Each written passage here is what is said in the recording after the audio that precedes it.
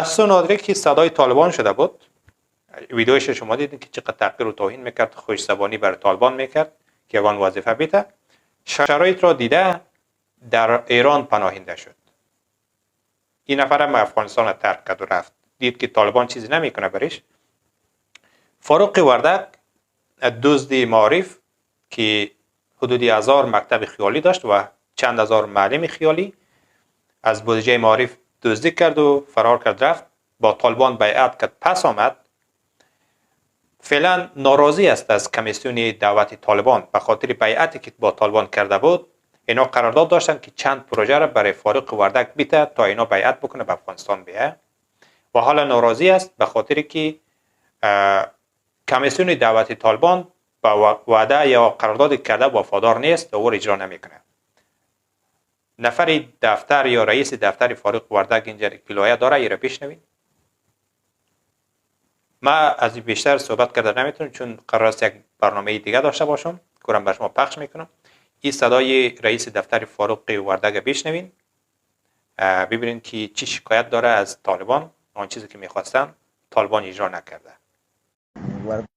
جلالت ماب وزیر صاحب، شکر دی چې आवाज مې دی واورېده، خدایم په خپل امان کې وساته. ولا وردک صاحب خو دلته راغلله، جرأت یې وکړله، بس د خلکو سره اړیکه ساتلې وه، بیا راغلله. نو هغه اوله ورځ او دوې ورځې ښه ګرمه پذیرایي ورنه وشوه، خو د هغې نه وروسته متاسفانه چې بیا همداسې په هغه خپل کور باندې پاتې شوله. نو د دې خلکو سره یې اړیکې دومره ډېرې ښې نه شولې او همداسې یو رقم ته بې اعتنایي په حق کې صورت ونیوله او ډېره خاصه توجه ورته ونه شوله.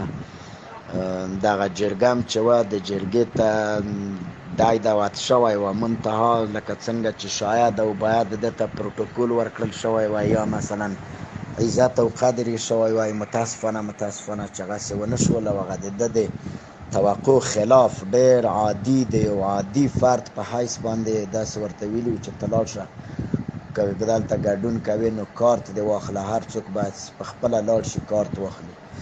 نو دغو خلکو باور په پخوانیو خلکو متاسفانه قدرمن وزیر صاحب نشته دی، والا متاسفانه.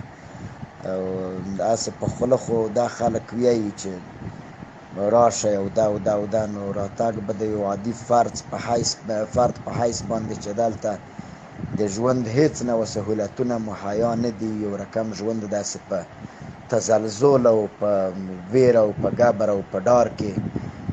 بیا هغه څوک چې هغو پخوا پروتوکول ورته ورکړل شوی وي، ښه وخت پرې تېر شوی وي، اوس دلته متاسفانه والا رنج وړي. نو وردک صاحب ډېر خوشحاله نه دی او کیدای شي بیرته لاړ شي. زه اختر کې ورته ورغلی وم، 2-3 دقیقې ورسره ناست وم.